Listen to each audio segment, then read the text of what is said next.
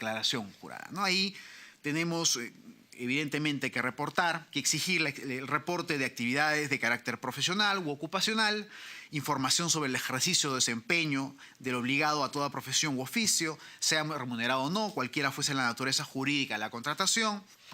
Se incluyen colaboraciones, aportaciones a corporaciones, fundaciones, asociaciones gremiales, actividades de carácter comercial, información sobre el ejercicio de la participación en toda empresa, industria, comercio o actividad que produzca o pueda producir renta o beneficios económicos, relaciones de parentesco, en tanto RENIEC no cuente con un árbol de entroncamiento, tendrá que haber algún reporte de algún grado de consanguinidad. La propuesta de momento es que sea segundo grado de consanguinidad y de afinidad.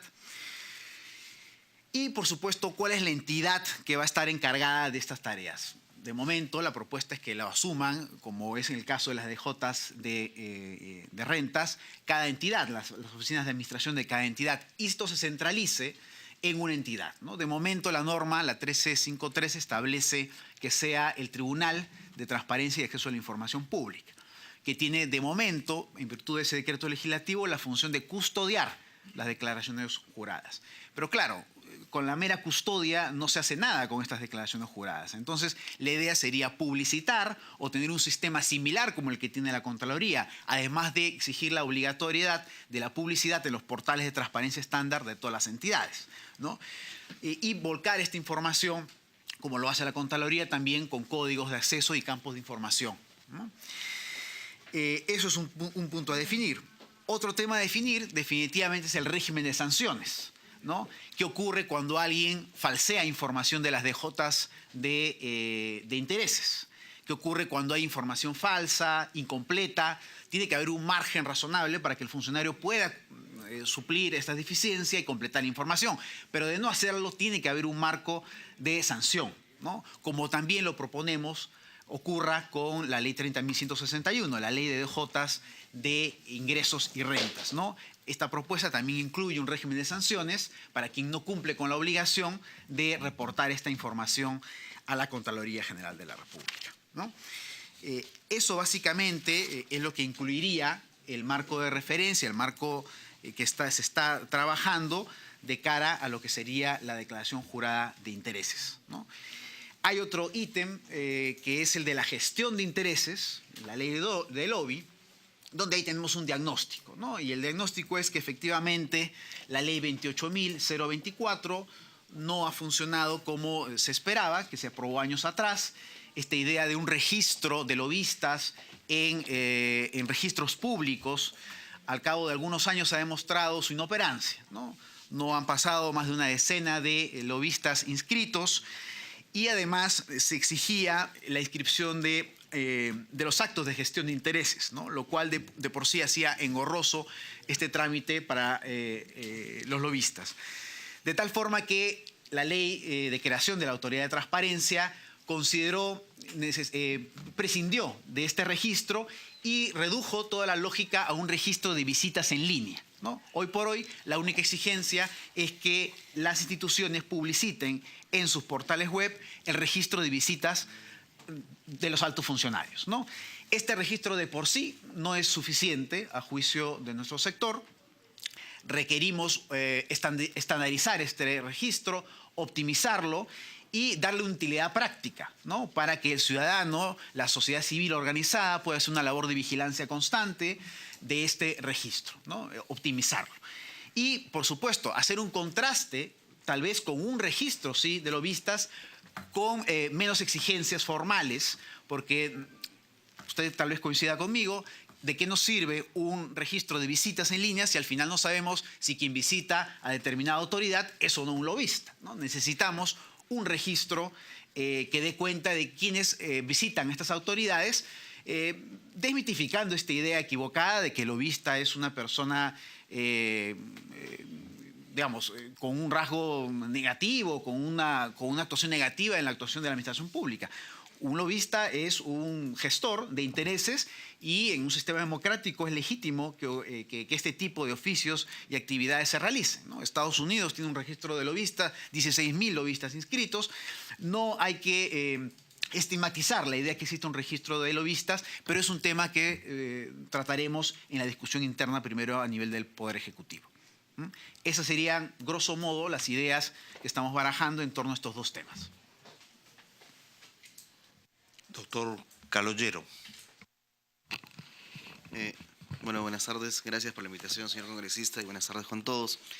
Evidentemente, el tema de la presentación y la obligatoriedad de la declaración jurada de intereses es obvio que existe una necesidad importante en nuestro país.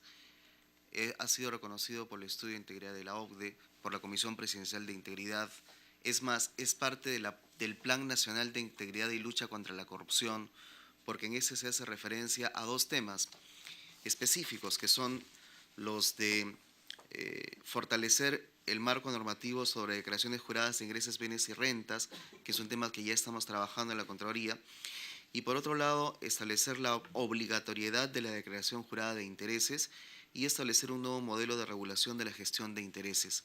Es obvio, es una política ya aprobada por el Estado peruano y evidentemente podría ser, digamos, la puesta en funcionamiento, si cabe el término decirlo de esta manera, a través de las normas que sean establecidas por el Poder Ejecutivo en esta eventual delegación de facultades. Hay sí varios temas que creo que debiéramos considerar. El primero es universo de obligados, porque ciertamente, por ejemplo, cuando estaba revisando el documento de la Comisión Presidencial de Integridad, y daba un alcance de alguna manera limitado para básicamente los asesores de confianza, los funcionarios de primer nivel y determinadas personas que ocupen cargos de jerarquía superior dentro del Estado peruano. Y esto habría que más o menos ir viendo por dónde se va, también por la capacidad que se tuviere de los sistemas informáticos. Y en ese sentido debo informar que el que les habla ya no es el gerente de Departamento de Prevención, soy gerente de detección de la Contraloría General de la República. ¿Y por qué se ha generado la gerencia de detección? Porque la gerencia de detección tiene como finalidad justamente analizar aquellos riesgos que puedan existir dentro de la administración pública, dentro de aquellas acciones que sean desarrolladas en ella, y que tienen que ver con análisis, y eso se ha establecido en el reglamento de organización y funciones de la Contraloría General de la República, aprobado a propósito del fortalecimiento institucional de la Contraloría, que tienen que ver con la fiscalización patrimonial, y acá me acompaña justamente el ingeniero Iván Castilejo, que es el gerente de fiscalización patrimonial de la Contraloría, que tiene que ver con la fiscalización patrimonial y se establece expresamente en la norma de la declaración jurada de ingresos, bienes y rentas y de otras declaraciones juradas que se encuentre dentro de la normativa aplicable. ¿Por qué? Porque al margen de estas dos declaraciones juradas también existen otras herramientas dentro del Estado peruano que, por ejemplo, tienen que ver con la rendición de cuentas. Entonces sería importante llevar a cabo cruces de información que tengan que ver con la que aparece en la declaración jurada de ingresos, bienes y rentas, con la que apareciere eventualmente en esa declaración jurada de intereses y también con otras fuentes de información que nosotros podríamos tener en cuenta y a su vez con la denominada rendición de cuentas. Creo que esa sería una herramienta potente de una fiscalización patrimonial en serio, porque valgan verdades, hasta este momento, y me parece que lo hizo referencia el doctor hace algunos momentos, en el país lo que en muchas oportunidades ha ocurrido es casi una recopilación de información, pero de fiscalización poca. Y es justamente, ese es uno de los aspectos fundamentales en el cual estamos trabajando en la Contraloría. En el marco de lo establecido en la Comisión Interamericana contra la Corrupción, efectivamente afrontar aquellos aspectos establecidos dentro de ella, que tienen que ver con la detección, para lo cual es muy importante llevar a cabo la fiscalización patrimonial, la prevención de la corrupción, la sanción, y ojalá en algún momento podríamos hablar de una gerencia de erradicación de la corrupción. Entonces, esos son aspectos que obviamente si se diera la delegación de facultades tendríamos que verlo para establecer aquella institución que podría hacer más en relación a la información que sería otorgada a través de esta declaración de intereses. Pero es obvio que la institución, y lo ha manifestado el señor Contralor General de la República, está totalmente de acuerdo con esta posibilidad de tener esta declaración jurada de intereses y la obligatoriedad de la misma. Permítame hacerle una pregunta. Hace poco en el Congreso aprobamos una norma por la cual todos los funcionarios públicos que ganen arriba de, no sé si es 2.000 o 2.500 soles, están obligados hacer su declaración de ingresos, bienes y rentas. Eso ya entró en funcionamiento, me imagino. ¿Y ustedes tendrían entonces el registro de todo ese universo? ¿A cuánto asciende el número de funcionarios que hoy día, digamos, hacen esa declaración, o por lo menos el número de funcionarios que están identificados Claro que sí. por ustedes a través de la oficina respectiva, que es la encargada precisamente de hacer ese seguimiento, ¿no? Si yo quisiera dejar en esa palabra al ingeniero Castillejo, quien es el que maneja directamente el tema. Por favor, ingeniero Castillejo. Buenas tardes, con todos. Contraloría General de la República, al igual que el doctor Carlos Llero. Gracias, señor congresista. Bueno, actualmente el número de funcionarios que realizan declaraciones juradas anualmente asciende a 60.000. Esto con la ley 27 anterior, a la 30161. Con la ley 30161 podríamos llegar alrededor de 1 millón de personas, ¿no?, que hacen declaración jurada de ingresos, bienes y rentas.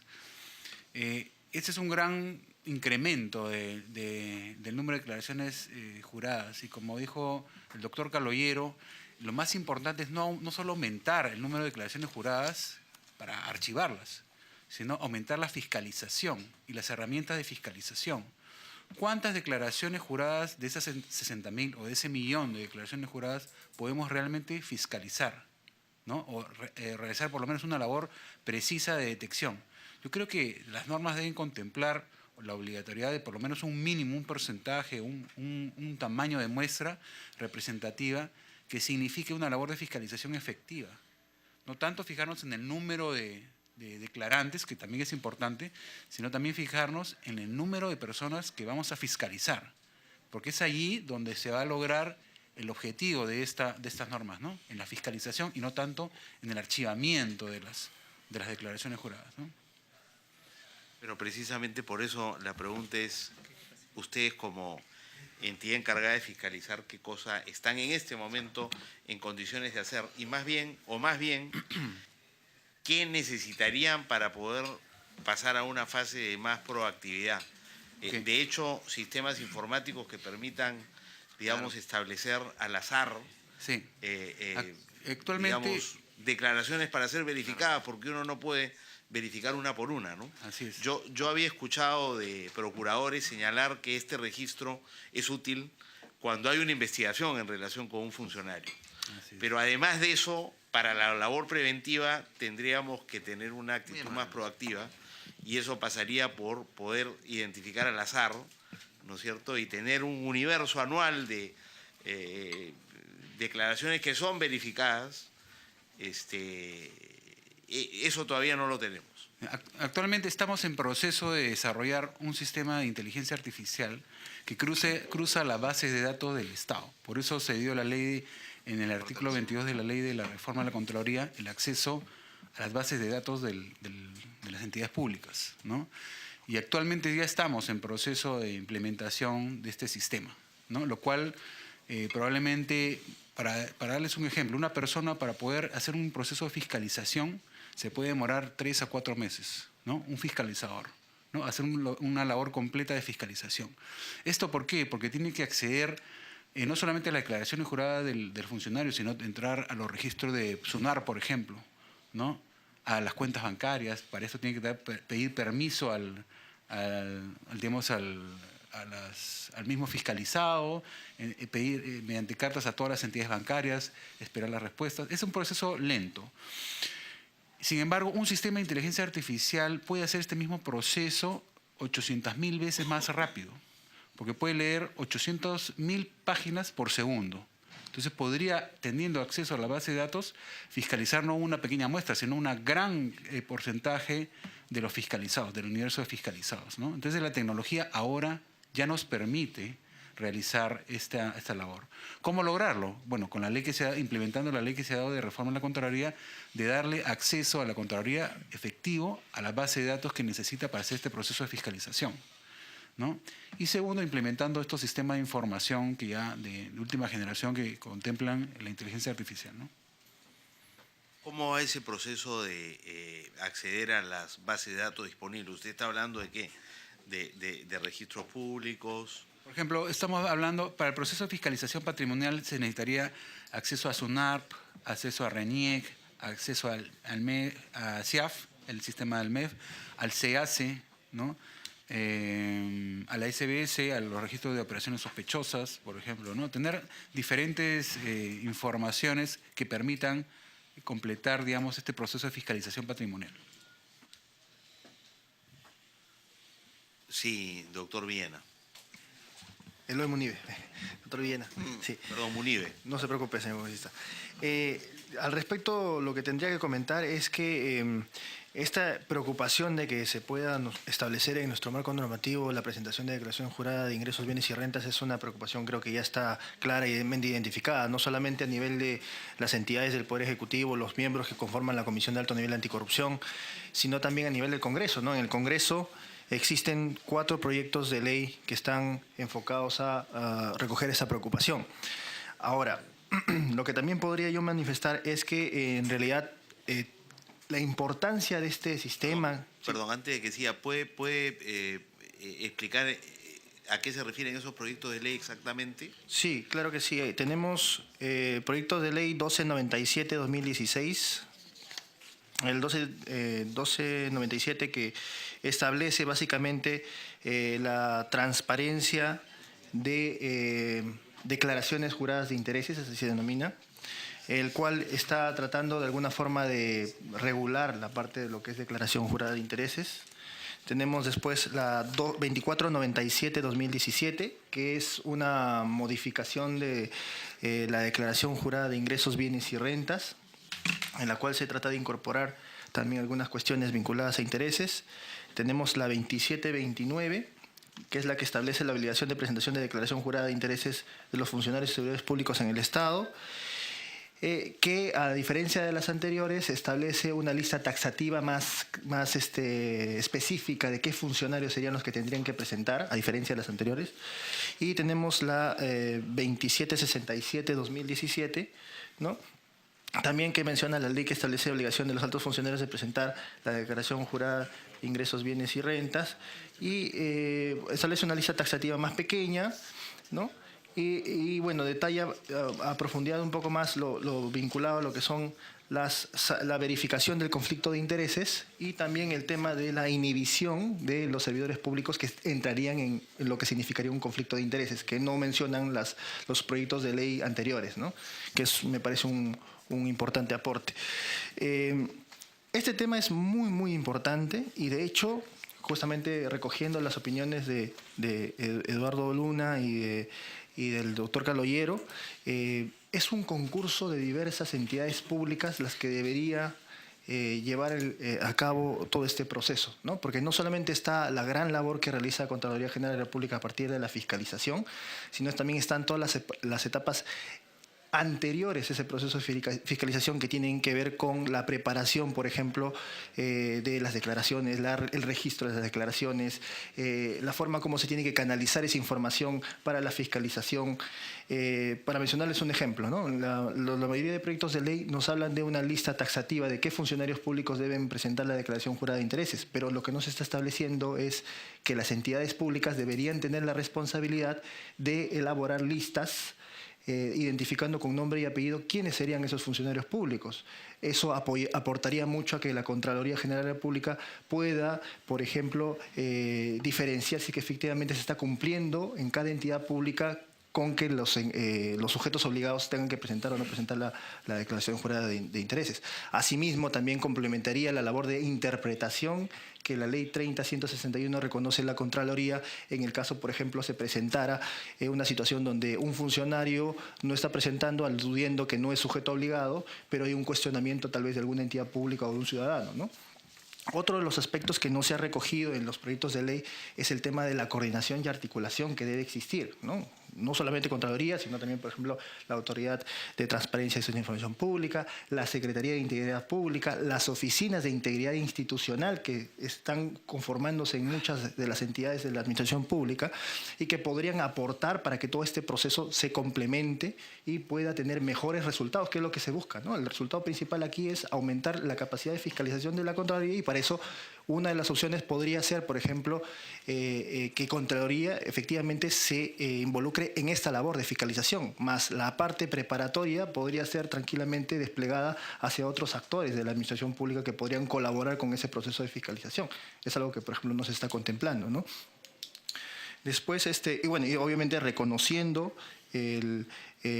toda la experiencia que tiene Contraloría en el manejo ya de tantos años de la Declaración Jurada de Ingresos, Bienes y Rentas. Y un aspecto que es importantísimo también destacar es el uso intensivo de las tecnologías de la información, ¿no? En el siglo XXI no podríamos seguir manteniendo pues, un sistema bajo el que estamos teniendo ahorita en ingresos, bienes y rentas. Tendríamos que aprovechar el uso de las tecnologías de información para que el proceso sea más automatizado, ¿no? Ya no tanto un proceso donde participen diversos empleados públicos donde podría de alguna forma sufrir esa información, alguna alteración o algún defecto, ¿no? Por registro, en fin, ¿no? Entonces, esas son las consideraciones que desde la Secretaría de Integridad Pública y la Comisión de Alto Nivel de Anticorrupción se buscan que se reflejen en este proyecto que sería parte de las facultades delegadas, ¿no? Incluir el tema de coordinación y articulación para fortalecer todo el proceso, incluir la parte intensiva de tecnologías de la información, la